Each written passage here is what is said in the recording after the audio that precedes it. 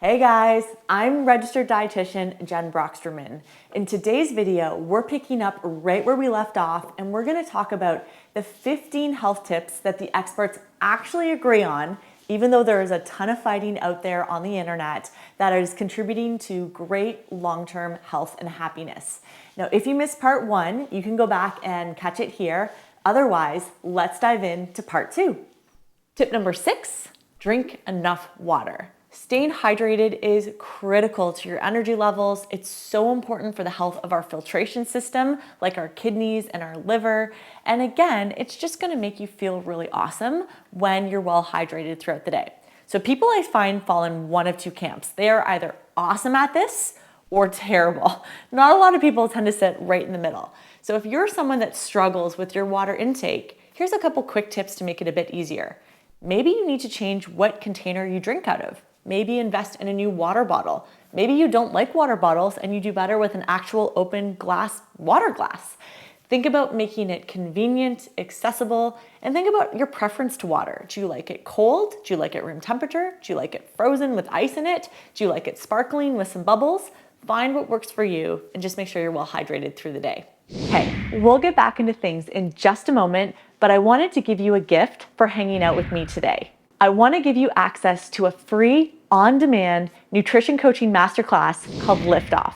Inside this video training, I'm going to open my vault and share my very best nutrition coaching analogies, games, and also give you 3 completely free swipe files of my most popular client handouts. The feedback so far has been phenomenal, and it's been really exciting to see people get massive results, not only for their nutrition clients, but their bottom line in under 30 days. I want you to benefit from this training too. So go to prospernutritioncoaching.com/liftoff.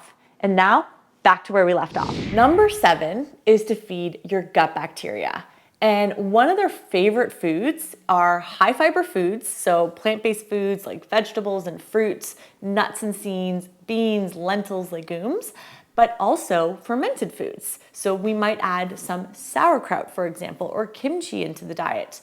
Our bacteria are so important. So some little known facts about the GI health, the gut bacteria, they make vitamins for us. So did you know that our GI tract actually produces vitamin K? But it's the bacteria inside of us that are responsible for that.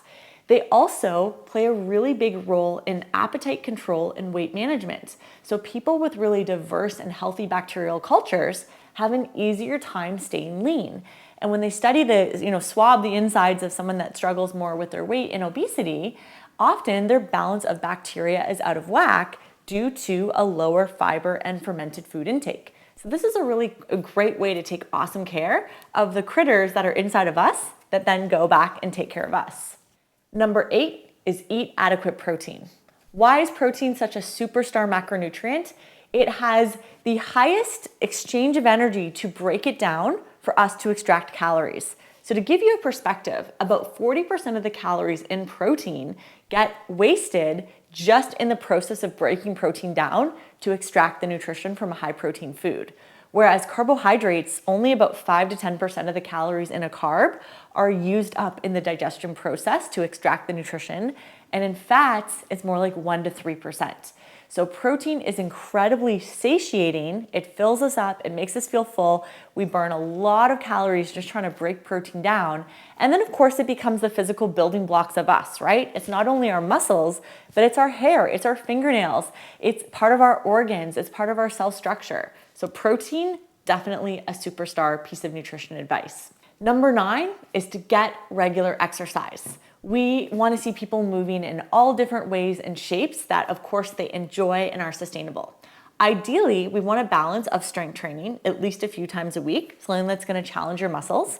We want something that's good for the heart, some cardiovascular training, and then we want some flexibility and stretching rolled into the mix. What we don't want is that polarization of only doing one category, so mix it up. Throw all different components in and just make sure it's something that you enjoy, that's going to be safe and injury-free, and something that you can see yourself doing for the long run. It's also okay to mix it up. Maybe for one time you played a lot of sports. Now you're into rock climbing or CrossFit or lifting weights at the gym or doing hot yoga. It's totally fine to be in different stages and seasons of life and make exercise fun as you evolve as a person. Number 10, short and sweet, don't smoke. There is really no benefit to that habit.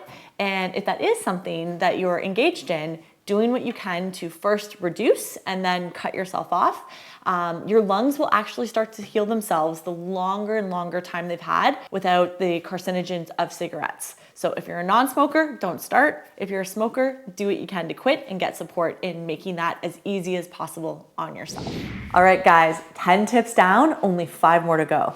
Coming up in part 3 is our final 5 tips that the experts agree connect to a long and healthy life. And number 13 is actually my favorite on this list. It is the dark horse that outpaces nutrition, exercise, and even habits like not smoking that is correlated with a long and healthy life. So let's jump into part number 3.